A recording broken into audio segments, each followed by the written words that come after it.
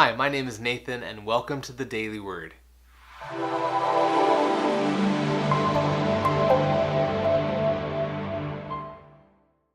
On today's episode of the Daily Word, we'll be in Romans chapter 8, verse 6. Let's read the scripture together on the count of three. 1, 2, 3. The mind of sinful man is death, but the mind controlled by the Spirit is life and peace. Our daily word for today is the word mind. Let's say this word together. Mind. So what does the word mind mean? Well, our mind is not just our brain, but it's the epicenter of thought for us. When you think of mind, it's not spirit, it's not soul, but it's your thought center. It's where you make decisions. It's where you think about things. It's where you process understanding. So again, it's not just your brain, it's not just the physical brain, but it's the center of thought.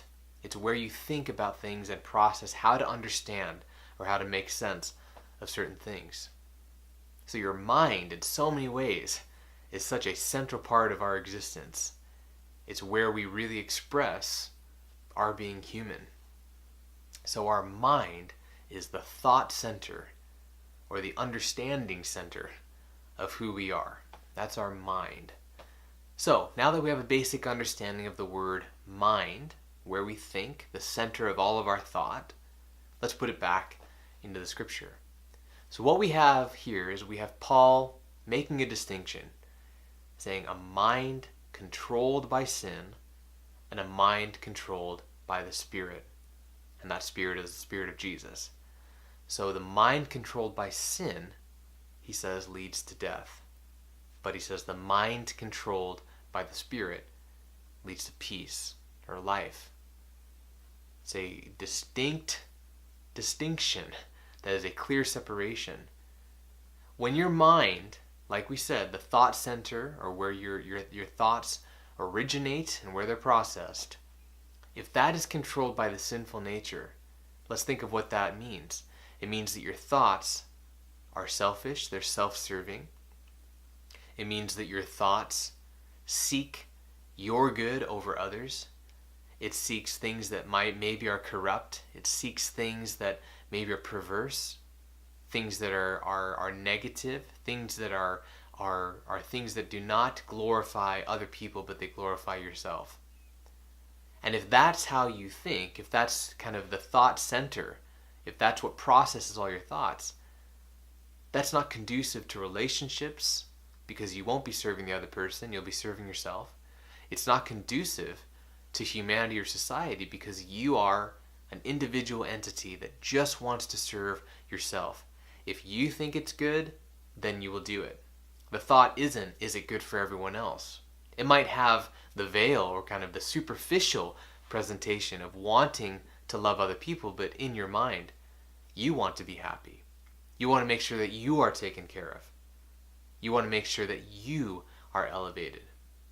And that creates death in relationships and jobs. It cuts things off.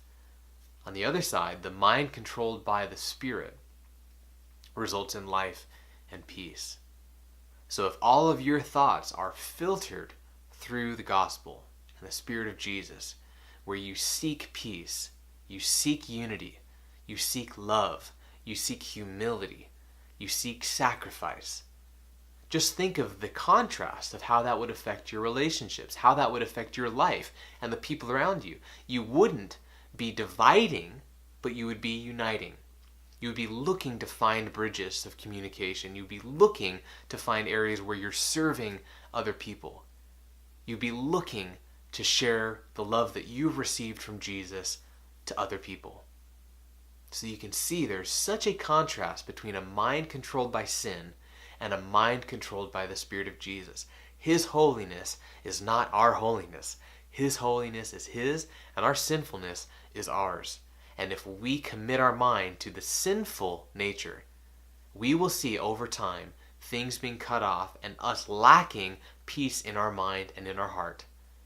We will continue to feel frustrated and anxious, fearful, depressed, discouraged, hopeless, because we're not being renewed by that life-giving spring of Jesus, or that cup that overflows.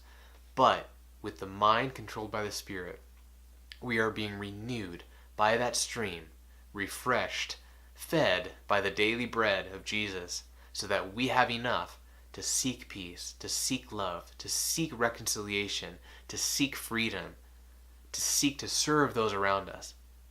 And that results in not only life for us and those around us, but peace.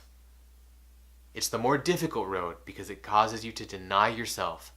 But by doing that, the revelation of Christ in you brings you abundant joy, knowing that you are pleasing God. Because without the mind seeking the Spirit and seeking to be controlled by the Spirit, you cannot please God. In fact, you are on the opposite side. So the mind controlled by sin leads to death, but the mind controlled by the Spirit leads to life. Think about that contrast. Well, that does it for today's episode of The Daily Word. If you liked this video or found it helpful, go ahead and click the subscribe button down below.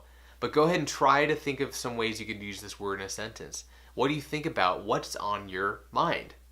What do you think about when you think of your mind? Maybe think of some adjectives or things to describe your mind. But think about that contrast. Ask yourself, do you have a mind controlled by sin or yourself? Or do you have a mind controlled by the Spirit or Jesus? And think about the contrast of what happens when you have either one of those. And I encourage you to seek Christ, seek His Spirit, and seek to have your mind controlled by His Spirit, which brings peace and brings life everlasting. Well, my name is Nathan, and this was your Daily Word. See you next time.